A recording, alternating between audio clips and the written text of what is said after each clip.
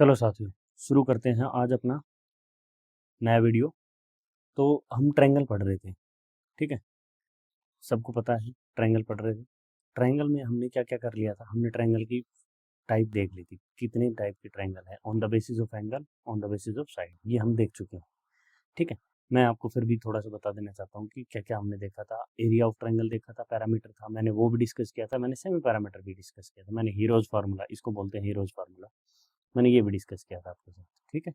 उसके बाद मैंने बताया था एक्यूट एंगल ट्रायंगल क्या होती है, एक जल्दी से रिकैप कर लेते हैं, ठीक है। एक्यूट एंगल ट्रायंगल क्या कहते हैं, जिसके तीनों एंगल 90 से छोटे होंगे। फिर राइट एंगल, एक एंगल 90 डिग्री का होगा। ऑब्ट्यूस एंगल, एक एंगल 90 से बड़ा होगा। इक्विलेटरल, तीनों साइडें भी इक्वल होंगी और तीनों एंगल 60 डिग्री के होंगे। साइड इक्वल हो जाएंगी तो एंगल इक्वल हो जाएंगे। आइसोसेलेस ट्रायंगल मतलब दो साइड इक्वल होंगी और उनके कॉरस्पॉन्डिंग एंगल भी इक्वल होंगे, ठीक है। ये एंगल इसके इक्वल होगा। उसके बाद स्केलेन ट्रायंगल मतलब ऐसी ट्रायंगल विषम बाहु जिसमें हर एक साइड अलग अलग होगी, कोई भी किसी के इक्वल नहीं होगी। अब विषम बाहु जो ट्रायंगल है, स्केलेन ट्रायंगल है, इसका मतलब ये वो भी हो सकती है, ऑब्ट्यूस भी हो सकती है, और ये जैसे एक्यूट एंगल है, ठीक है। उसके बाद इक्विलेटरल ऑन द बेसिस, ये सारे हमने कर लिए। आज जो हम शुरू करने जा रहे हैं वो जा रहे हैं हम सिमिलैरिटी पे। अब ये देख, ये टॉपिक बहुत इंपॉर्टेंट है। मैं आपको एक एक चीज इसलिए करवा रहा हूँ क्योंकि मेरे को पहले आपका बेस बनाना है। तो सबसे पहले हम करेंगे सिमिलैरिटी। सिमिलैरिटी मतलब समरूपता। समरूपता को आप इस चीज से समझो कि जैसे आपके घर में एक आपकी दीवार पे बड़ी सी फोटो लगी है और वही फोटो सेम आपने पासपोर्ट साइज बनवा रखी है। तो भाई देखने में तो दोनों फोटो आपकी है और एक जैसी है, उसमें कोई अलग चेंजेस नहीं है। बट एक फोटो छोटी है और एक बड़ी। सिमिलैरिटी सिम यही है कि मतलब एक, यदि बात करूं मैं इस ट्रायंगल में, तो ये ट्रायंगल और ये ट्रायंगल सिमिलर है। सिमिलर होंगी तो मतलब उसमें होगा क्या, जब दो ट्रायंगल सिमिलर होते हैं ना तो उनके तीनों एंगल इक्वल, तीनों एंगल अपने आप इक्वल हो जाएंगे, ठीक है। ये एंगल, ये एंगल, ये एंगल, ये तीनों इक्वल का मतलब समझ रहे हो। तीनों एंगल इक्वल का मतलब ये है, ये किसी से भी इक्वल हो सकते हैं। ये मत समझना कि ऊपर वाले के साथ ही इक्वल होगा तभी इक्वल मानेंगे ना। मतलब एंगल ए है एंगल पी के equal, angle B angle Q के, एंगल सी एंगल आर के इक्वल है, ठीक है जी। ये होती है। अब कैसे पहचानेंगे, दो ट्रायंगल आपके पास दे रखी है तो आप कैसे पहचानोगे कि दो ट्रायंगल सिमिलर है। तो उसको पहचानने के लिए आपके पास सबसे पहले एक बात होनी चाहिए कि आपको पता होना चाहिए कि भाई आपके पास ट्रायंगल के तीन या तो दो एंगल दे रखे हो जो आपको इक्वल हो, तो तीसरा ऑटोमेटिक इक्वल होता है। देखो, इसलिए बोला जाता है कि कौन कौन कौन, angle angle angle similarity. Angle angle angle similarity का मतलब तीनों एंगल एक ट्रायंगल के दूसरी ट्रायंगल के तीनों एंगल के इक्वल है। मतलब इसका ये इसके, इसका वाला ये वाला इसके इसके इक्वल है। यहाँ बी ये क्यू के इक्वल है और सी आर के इक्वल है, तो दो ट्रायंगल सिमिलर हो जाएंगे, ठीक है। दूसरी कंडीशन जब होती है, मान लो ये ना हो, आपको पता ना लगे कि भाई आपके पास है ही नहीं, समझ नहीं आ रहा, तो दूसरी सिमिलरिटी आती है साइड एंगल साइड, ठीक है, या साइड साइड साइड। अब साइड साइड साइड क्या सिमिलरिटी है आपको मैं बताता हूँ। साइड साइड साइड का मतलब ये नहीं है कि साइड इक्वल है, नहीं। ये इस ट्रायंगल की जो साइड ए बी है, इसका रेशियो इसकी पी क्यू के, एस सी का रेशियो पी आर के, बी सी का रेशियो क्यू आर के इक्वल है।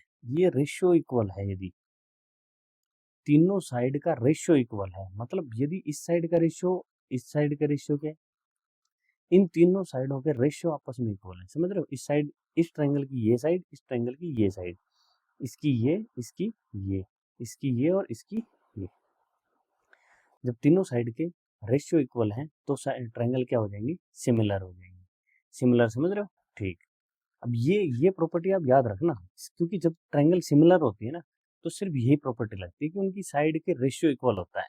मेन प्रॉपर्टी यही है इसमें, जो मैं बोल रहा था साइड एंगल साइड, वो ये है। अब आप एक बात बताओ मेरे को, ये दो ट्रायंगल है, ठीक है, यदि उसमें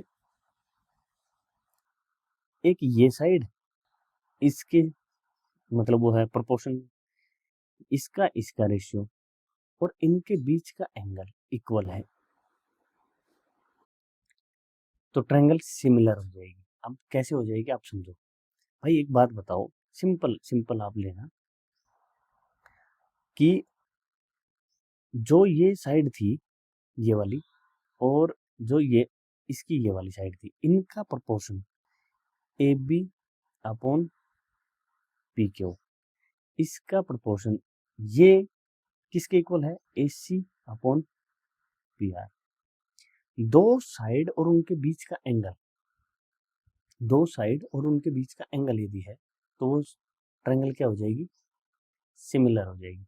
और उनके बीच का एंगल जरूरी है, ये नहीं कि भाई ये दो साइड इक्वल है और ये एंगल ले लिया, नहीं नहीं नहीं नहीं, इससे कोई फर्क नहीं पड़ेगा, इससे फर्क नहीं पड़ेगा भाई। आप समझो, मैं यदि इस एंगल को, ये एंगल इक्वल ना होके ये एंगल इक्वल हो जाए तो इससे फायदा क्या है, इससे कोई फायदा नहीं है।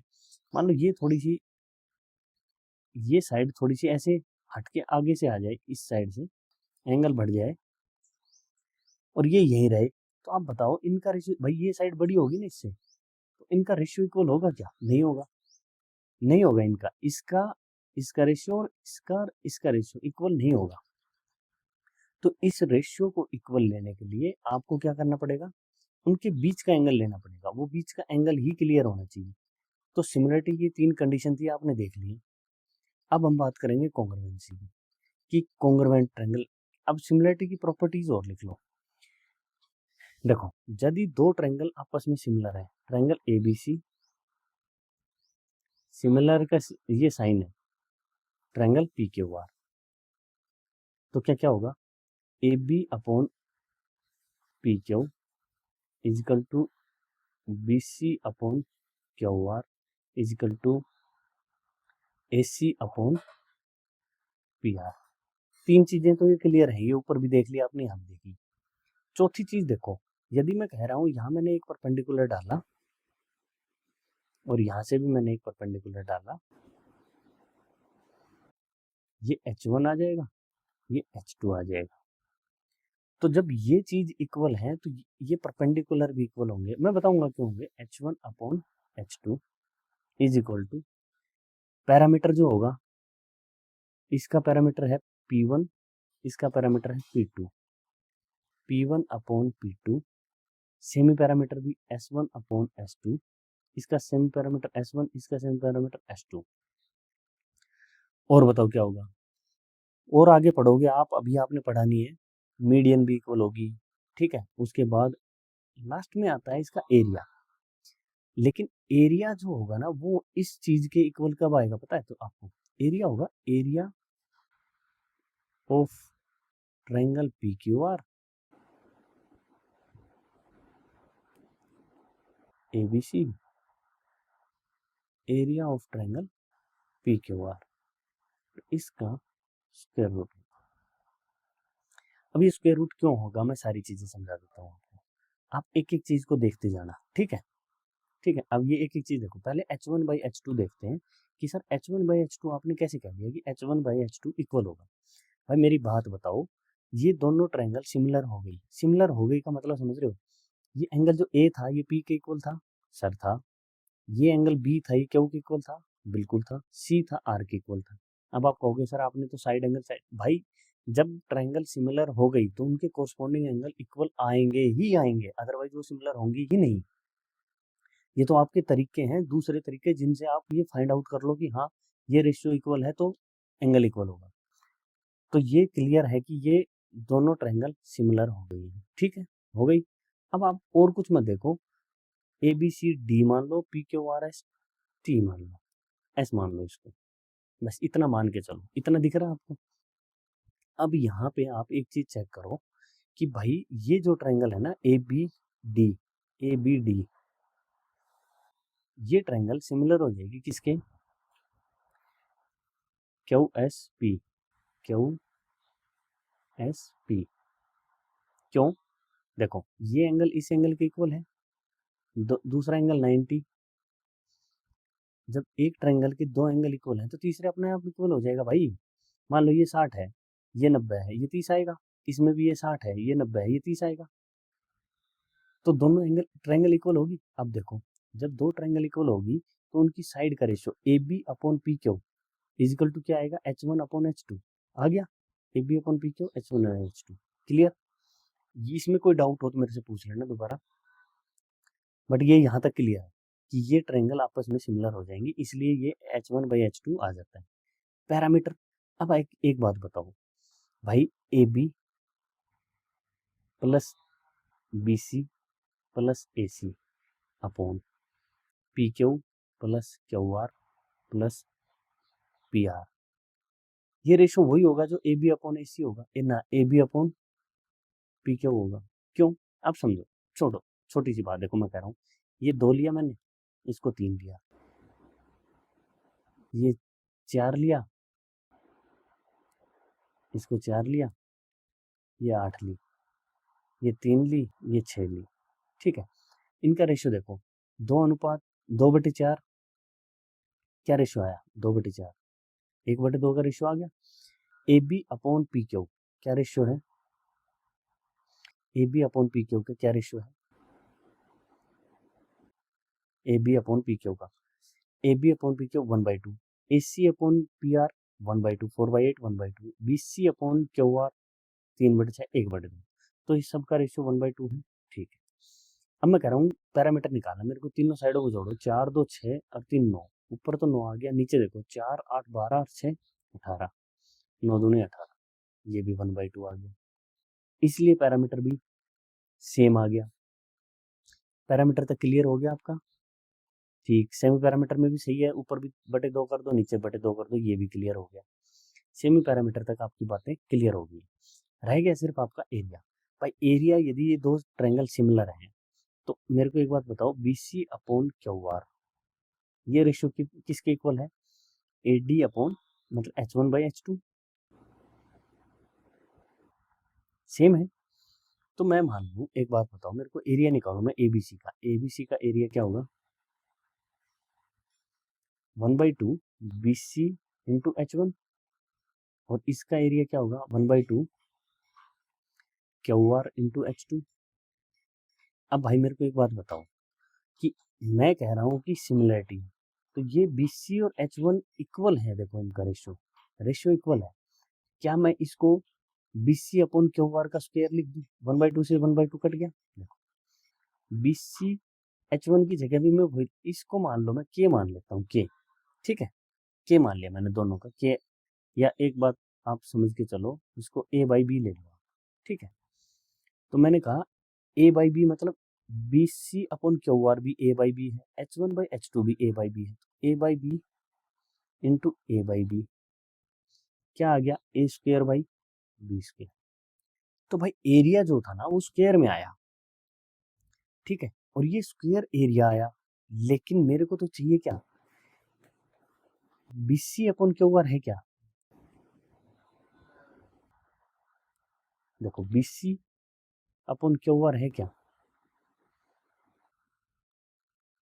क्या है, ए बाई बी, और मेरा एरिया,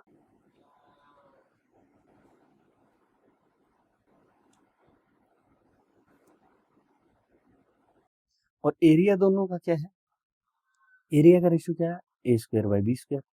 तो ये एरिया इसके इक्वल कब होगा, जब मैं इसका स्क्वायर रूट ले लूंगा, तो एरिया भी इक्वल आ जाएगा।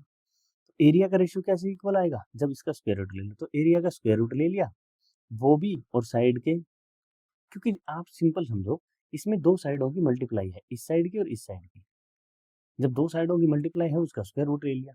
तो ये सिमिलरिटी की कुछ प्रॉपर्टीज थी जो मैंने आपको बता दी है। अब आते हैं हम किस पे, कॉन्ग्रुएंसी पे, कि दो ट्रायंगल कॉन्ग्रुएंट कैसे होते हैं। कॉन्ग्रुएंट का मतलब ये है कि आपने अपनी पासपोर्ट साइज फोटो बनवा के लाई बाहर से, और दोनों दो पासपोर्ट साइज फोटो निकाल के सामने रख ली, साइज भी बराबर है, शक्ल भी बराबर है, शक्ल भी सेम साइज भी सेम, तो ये कैसे होती है। सबसे पहले कॉन्ग्रुएंसी के लिए एंगल इतने इंपॉर्टेंट नहीं होते, इतने इंपॉर्टेंट मतलब एंगल ऑटोमेटिक इक्वल आ जाएंगे। भाई आप मेरे को ये बताओ, ये ट्रायंगल और ये ट्रायंगल की शक्ल एक सी है, मतलब ये साइड इस साइड के इक्वल है, ये साइड इस साइड के इक्वल है, और ये साइड इस साइड के इक्वल है, तीनों साइडें आपस में इक्वल हैं। जरूरी नहीं है कि ये इक्विलेटरल ट्रायंगल हो, नहीं नहीं नहीं, इक्विलेटरल ट्रायंगल होना इसका जरूरी नहीं है।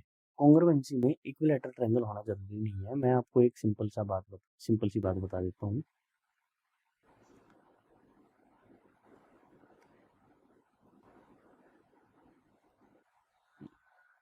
देखो,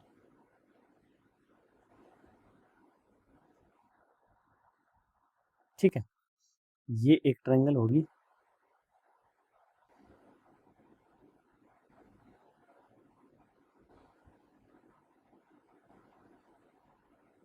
ये एक ट्रायंगल होगी।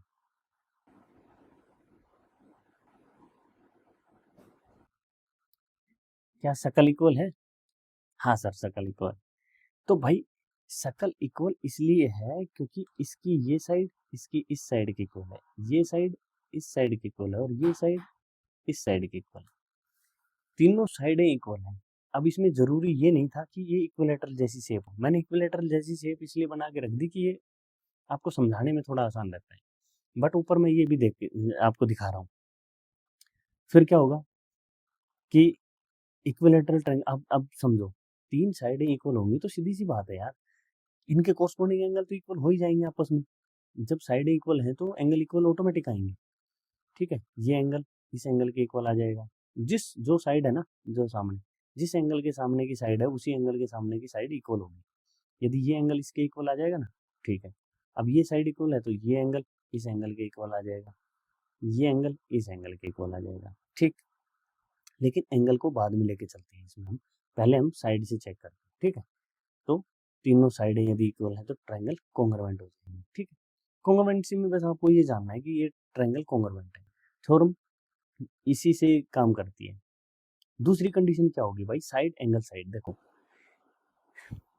यदि दो साइडें और उनके बीच का कोण इक्वल है, वहां क्या था, वहां दो साइडों का क्या था, वहां दो साइडें क्या थी, अब एक दूसरे के रेशियो में थी। लेकिन यहाँ क्या है, एक दूसरे से इक्वल है, ये साइड इसके इक्वल है और ये बीच का कोण।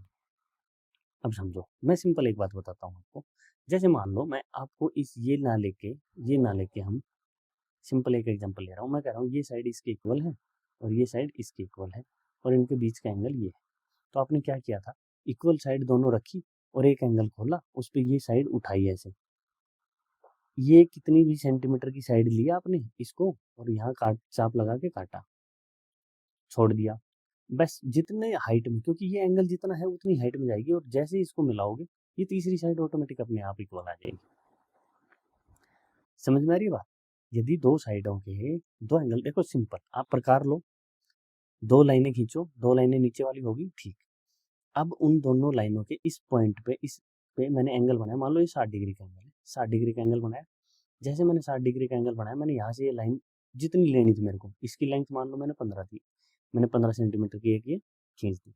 अब मेरी ये साइड है नहीं, ये वाली साइड थोड़ी देर के लिए भूल जाओ कि नहीं है, मान लो सपोज करो कि ये है ही नहीं, तो ये साइड नहीं है, तो फिर ये ऐसा एक शेप बनेगा, ऐसा करके ऐसे एक शेप बनेगा। ठीक, ऐसे शेप बनेगा, ऐसे ही यहाँ बनेगा भाई, ये साइड इक्वल है इसके, ये भी मैंने 60 डिग्री का एंगल लिया और 15 सेंटीमीटर का। तो आप मेरे को सिंपल ये बताओ कि ये जो लेंथ रह जाएगी, क्योंकि मेरे को तो इस पॉइंट से इतनी दूरी टच करनी है, तो ये पॉइंट और ये दूरी दोनों की इक्वल ही रहेगी। क्यों? क्योंकि भाई दो साइड, ये साइड 15 सेंटीमीटर पे जाके रुक गई, ये 60 डिग्री का एंगल ये है और ये साइड भी इक्वल है। अब ये छोटी बड़ी होती, मान लो ये साइड इतनी लंबी ना होके यहाँ तक होती, तो ये साइड, ये देखो ये लंबी है, ये छोटी हो जाती। लेकिन ये एग्जैक्ट ये भी और ये भी इक्वल, दो साइडें इक्वल हैं, उनके बीच का एंगल इक्वल है, तो ट्रायंगल कॉन्ग्रुएंट होंगी। ध्यान रखना, ये इसकी प्रॉपर्टी ध्यान रखना है, दो साइड इक्वल है, उनके बीच का एंगल इक्वल है, तो ट्रायंगल कॉन्ग्रुएंट होंगी। अब आता है एंगल साइड एंगल। मान लो ये साइड दोनों की इक्वल है, यहाँ पे इसने 30 डिग्री का कोण उठाया, यहाँ पे भी 30 डिग्री का कोण उठाया, यहाँ पे 60 डिग्री का कोण उठाया, यहाँ पे 60 डिग्री का कोण उठाया। तो आप मेरे को एक बात बताओ, ये जितनी भी दूरी पे जाकर मिलेंगे क्या इक्वल नहीं होंगे? क्या इक्वल नहीं होगी? क्यों? भाई जितनी दूरी पे ये जाएगा उतनी दूरी पे ये जाएगी। और एक बात और सिंपल सी है, हाँ भाई, जब ये आपस में इतनी दूरी पे आपस में जाके मिलेंगी तो आप एक बात समझो सिंपल, कि इन दोनों को, अब ये तीसरा एंगल कितना आ जाएगा, 90। मैं एक्सपोज करके मारना है, ये भी 90 हो जाएगी। ठीक है, तीनों एंगल इक्वल हो जाएंगे। जब तीनों एंगल इक्वल हो जाते हैं, देखो सिंपल एक चीज ध्यान रखना, यदि आप प्रूव कर दो कि तीनों एंगल इक्वल हैं और गलती से एक साइड भी प्रूव कर दिया आपने इक्वल है, कंफर्म है कि ट्रायंगल कॉन्ग्रुएंट होंगे। तीनों एंगल इक्वल होने के बाद एक साइड प्रूव कर दो कि वो साइड इक्वल है, ट्रायंगल कॉन्ग्रुएंट होगी। ट्रायंगल कॉन्ग्रुएंट होगी हर एंगल, हर हर लिहाज से, क्योंकि वो ट्रायंगल बनेगी ही तब जब वो साइड एक इक्वल साइड दे दी उसने, मतलब दो साइड ऑटोमेटिक इक्वल आ ही जाएंगी जब एंगल इक्वल है। भाई एक बात बताओ, मैं कह रहा हूँ इस 90 के सामने की जो ये लेंथ है, इसका रेशियो इसके, अब छोड़ छोड़ छोड़, मैं एक और चीज बता देता हूँ आपको। तीनों एंगल इक्वल हो गए, ये कंफर्म है, तो आप बता सकते हो कि ये ट्रायंगल सिमिलर हैं दोनों। हाँ सर, तो सिमिलर है तो इसके सामने की भुजा ये है और ये इसके इक्वल है, तो मैं कह दूं BC अपॉन QR का जो रेशियो होगा वही BA अपॉन QP का रेशियो होगा। होगा हाँ, और BC और QR तो इक्वल है, तो मतलब 1/1, मतलब ये इसके इक्वल है, ये रेशियो भी इक्वल है, तो और सेम ये रेशियो भी इक्वल होगा, तो ये रेशियो AC अपॉन PR का रेशियो भी इक्वल होगा, मतलब ये रेशियो भी इक्वल होगा, इसका मतलब ये भी इक्वल है। आ गई ना बात समझ में? बात समझ में आई या नहीं आई आपको?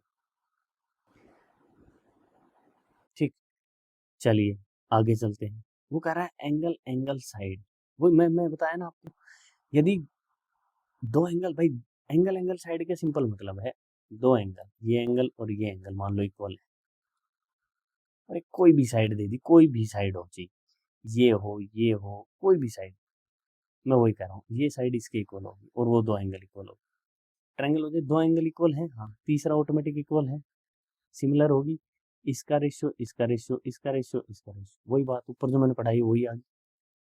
यदि उनके किसी भी ट्रायंगल के दो एंगल इक्वल हो जाए, दो एंगल इक्वल होंगे मतलब तीसरा अपने आप इक्वल हो जाएगा, तीसरा इक्वल हो गया मतलब तीनों एंगल एक दूसरे से, एक ट्रायंगल के तीन एंगल दूसरे ट्रायंगल के तीन एंगल के सेम इक्वल है, और एक साइड बीच से इक्वल आ गई, तो वो क्या हो जाएगी, कॉन्ग्रुएंट। ठीक है, ये है लास्ट, इसको बोलते हैं राइट एंगल हाइपोटेन्यूज। ये गलती से इसमें आ गया,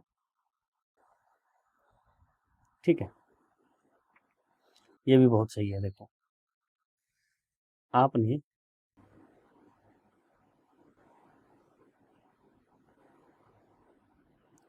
ठीक,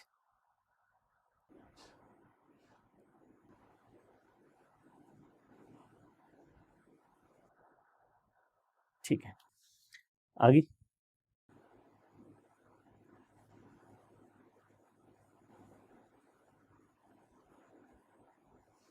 देखो आप, वो कहता है कि राइट एंगल हाइपोटेन्यूज, मतलब ये राइट एंगल है,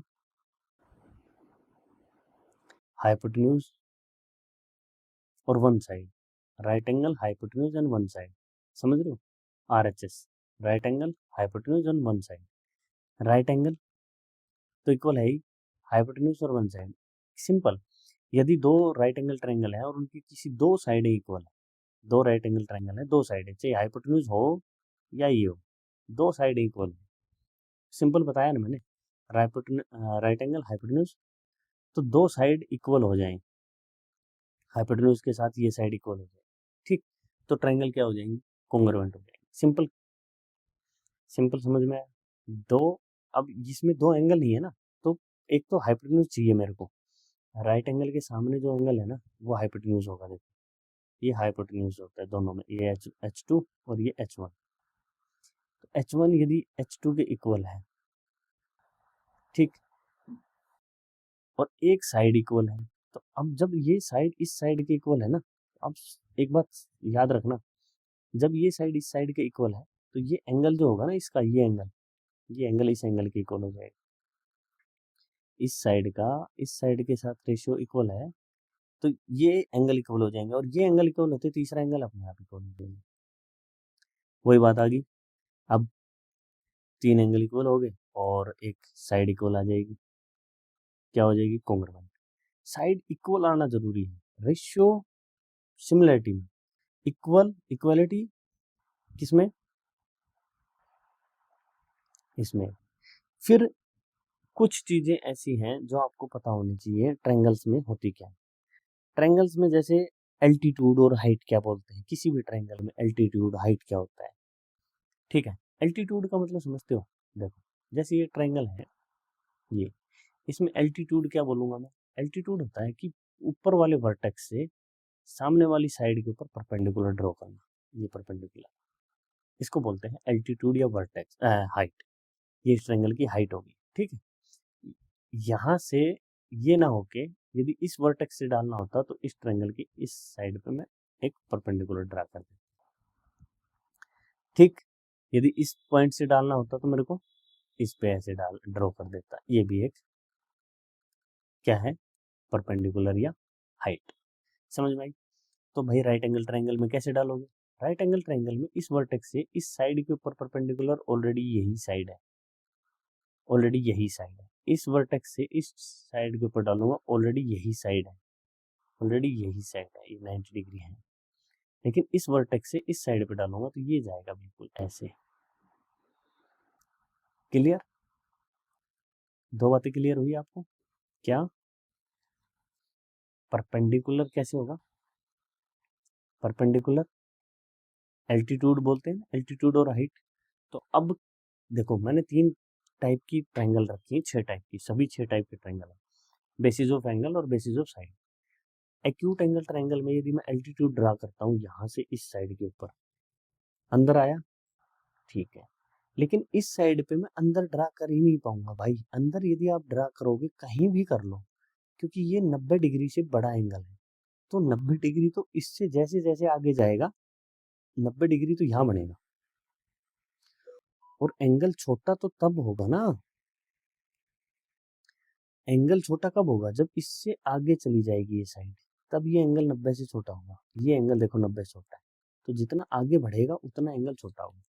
तो ऑब्ट्यूस एंगल ट्रायंगल जब है तो उसमें परपेंडिकुलर या एल्टीट्यूड कहाँ डलता है, बाहर, उस ट्रायंगल से बाहर होता है, उस ट्रायंगल से बाहर होगा, इस ट्रायंगल से बाहर है।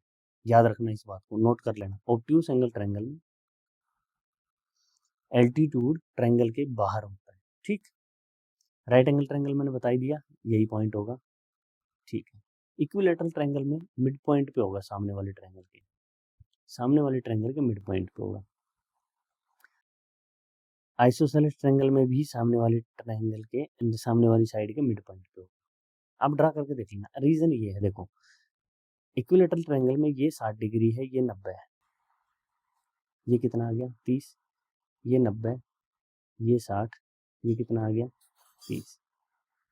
ये ट्रायंगल, ये साइड इसके इक्वल है, ये इक्वल है, ये इक्वल हो जाएंगी भाई।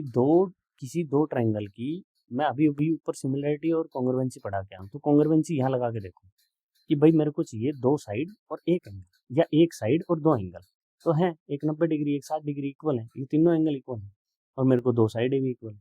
जब 2 साइड इक्वल हैं, ऑटोमेटिक तीसरी साइड इक्वल आ जाएगी, तो ये आ गया आपका एल्टीट्यूड। सेम इसमें बनेगा, क्यों, देखो यदि मैं कह रहा हूँ कि ये 90 डिग्री है, ये 90 डिग्री, ये 2 ट्रायंगल होगी, ठीक। ये एंगल इसके इक्वल है, क्यों, आइसोसेलेस ट्रायंगल है, ये साइड इक्वल है दोनों, ठीक। ये 2 साइड इक्वल है, तो मान लिया मैंने ये 60 डिग्री था, तो ये भी 60 डिग्री था, तो भाई ये कितना आ जाता, 30 आ जाता, हाँ ये भी 30 आ जाता था भाई, तीनों का जोड़ 180 होगा ना, तो ये भी 30 आ गया, ये भी 30 आ गया। अब ये दोनों ट्रायंगल सिमिलर हो गए हैं, जैसे ए बी सी और डी, तो ए बी डी और ए डी सी दोनों कॉन्ग्रुएंट हो जाएंगे, कॉन्ग्रुएंट हो जाएंगे मतलब ये साइड तो इसके इक्वल है, ये साइड कॉमन है, दोनों में इक्वल है, तो ये तीसरी साइड आपस में इक्वल आ जाएगी। इक्वल तो कब आएगी, जब इसका हाफ बीच में ये होगा, और सेम इक्विलेटरल में भी है, ठीक। ठीक है जी, एल्टीट्यूड समझ में आया, ठीक। चलो उससे आगे पॉइंट आता है, ये है क्या, एक्यूट एंगल का, ये क्या बोलते हैं इसको, इक्विलेटरल और आइसोसेलेस और स्केलन। स्केलन में भी, स्केलन की वही कंडीशन है, यदि तो एक्यूट एंगल ट्रायंगल है तो अंदर बनेगा, अंदर आ जाएगा। यही ऑब्ट्यूस होता तो सामने वाले वर्टेक्स से डालता तुम्हें। अब देखो इसी ट्रायंगल में मैंने यहाँ डाला ना, वर्टेक्स से। यदि इस वर्टेक्स से डालना होता तो अंदर आएगा, अंदर चला जाएगा, अंदर आ जाएगा, इसके ऊपर डलेगा। इससे डालना होता तो इससे, इससे डालने के लिए भाई आपको सिंपल एक बात है, ये देखो ये 90 से बड़ा है ना, तो आपको थोड़ा सा अंदर की साइड लेना पड़ेगा। कहाँ? यहाँ कहीं आएगा, ये ऐसे आएगी, यहाँ 90 डिग्री बनेगा। ठीक, चलो एल्टीट्यूड की बात हुई, अब आती है मीडियन। मीडियन कुछ नहीं है, मीडियन सिंपल कि वर्टेक्स से ऊपर वाले पॉइंट को वर्टेक्स बोलते हैं, वर्टेक्स से सामने वाली साइड के मिड पॉइंट को ज्वाइन करना है, मिड पॉइंट को। ठीक, यहाँ से इस साइड के मिड पॉइंट को, यहाँ से इस साइड के मिड पॉइंट, वर्टेक्स से सामने वाली साइड के मिड पॉइंट को ज्वाइन करना मीडियन बोलते हैं। और मीडियन की खासियत क्या है? मीडियन की खासियत है, जैसे मैंने मीडियन को ऐसे ज्वाइन किया, चलो मैं कल बताऊंगा, अभी रहने दो, अभी सिर्फ आज थोड़ा सीखो क्योंकि कल भूल जाओगे फिर। तो सेम इसमें भी मीडियन यही होगा, मिड पॉइंट को ज्वाइन करेगा, सेम इसमें भी। ठीक, मिड पॉइंट में ज़्यादा कोई लफड़ा है नहीं। एक चीज़ याद रखनी है, सामने वाली पॉइंट ट्रायंगल के वर्टेक्स से सामने वाली साइड के मिड पॉइंट को ज्वाइन करना मीडियन कहलाती है, जो line join. Angle bisector, angle bisector मतलब जो वर्टेक्स पे एंगल है उसको बीच से आधा काट दो, मतलब हाफ, उस एंगल के बाइसेक्ट करे जो, और वो जहाँ जाके जिस लाइन, वो लाइन जहाँ मिलती है वो एंगल बाइसेक्टर लाइन होती है। ये लाइन एंगल बाइसेक्टर है, मतलब इस साइड, ये वो लाइन है जिसने इस एंगल को दो भागों में डिवाइड किया है, वो लाइन जो वर्टेक्स एंगल को दो भाग में डिवाइड करे। तो इस, यदि इस एंगल को दो भाग में डिवाइड कोई लाइन कर रही होगी तो वो ये एंगल बाइसेक्टर हो गया इसका। क्लियर? यहाँ पे एंगल बाइसेक्टर, ये इसको इक्वल भाग में डिवाइड कर देगी। सिंपल, एंगल बाइसेक्टर क्या होगा कि किसी भी साइड को, किसी भी ट्रायंगल के वर्टेक्स एंगल को, जिस भी एंगल को, जिस एंगल से वो करते हैं, किसी भी ट्रायंगल के किसी एंगल को दो भाग में डिवाइड करने वाली लाइन क्या होगी? Angle bisector. अब आते हैं परपेंडिकुलर बाइसेक्टर। हमने पढ़ा है, वो पढ़ा था क्या? Height, altitude. अब आता है perpendicular bisector. Perpendicular bisector, bisector का मतलब बाइसेक्ट करना, दो इक्वल पार्ट में डिवाइड करना। बाइसेक्ट का मतलब ये होता है दो इक्वल पार्ट में डिवाइड करना। परपेंडिकुलर बाइसेक्टर मतलब परपेंडिकुलर होगा, तो किसी भी ट्रायंगल के एक जो साइड है उसके मिड पॉइंट पे एक एल्टीट्यूड मतलब 90 डिग्री एक परपेंडिकुलर खड़ा करो मिड पॉइंट पे। ये इस ट्रायंगल का मिड पॉइंट है, मैंने यहाँ एक परपेंडिकुलर खड़ा कर दिया, ये एक परपेंडिकुलर खड़ा कर दिया, ये ऐसे परपेंडिकुलर खड़ा हो गया, यहाँ से ये मिड पॉइंट पे। तो ये साइड इस साइड के इक्वल है, ये साइड इस साइड के इक्वल है, ये साइड इस साइड के इक्वल है। ठीक, इसको बोलते हैं परपेंडिकुलर बाइसेक्टर। मतलब ट्रायंगल की तीन साइड है, हर साइड के मिड पॉइंट से एक परपेंडिकुलर ड्रा करो, वो होता है परपेंडिकुलर बाइसेक्टर। इस साइड का मिड पॉइंट ये है, यहाँ एक परपेंडिकुलर ड्रा कर दो, ये है मिड पॉइंट। इस साइड का परपेंडिकुलर ये है, ये परपेंडिकुलर बाइसेक्टर। परपेंडिकुलर बाइसेक्टर समझना आपने अभी, और चीज कल समझाऊंगा, आज परपेंडिकुलर बाइसेक्टर तक ध्यान रखना। होच पोच हो जाएंगी सारी चीजें, इसलिए मैं ज्यादा नहीं करवा रहा। परपेंडिकुलर बाइसेक्टर समझ में आया क्या? किसी ट्रायंगल के मिड पॉइंट से एक परपेंडिकुलर ड्रा करना, इसको बोलते हैं परपेंडिकुलर बाइसेक्टर। इतनी बात समझ में आ गई? ठीक, चलो आज यहीं तक रखते हैं, कल शुरू करेंगे। आपको सेंट्रॉइड, ऑर्थोसेंटर, सर्कमसेंटर, ये सारी चीजें कल पढ़ाऊंगा मैं। इन्हीं चीजों को बहुत अच्छे से करके आना, यदि आप अच्छे से कर लोगे तो कल कोई दिक्कत नहीं आएगी, अदरवाइज कल आप गुम हो जाओगे। तो थोड़ा सा आज मेहनत ज्यादा कर लेना ताकि कल बहुत आसान हो। थैंक यू सो मच, मिलते हैं कल।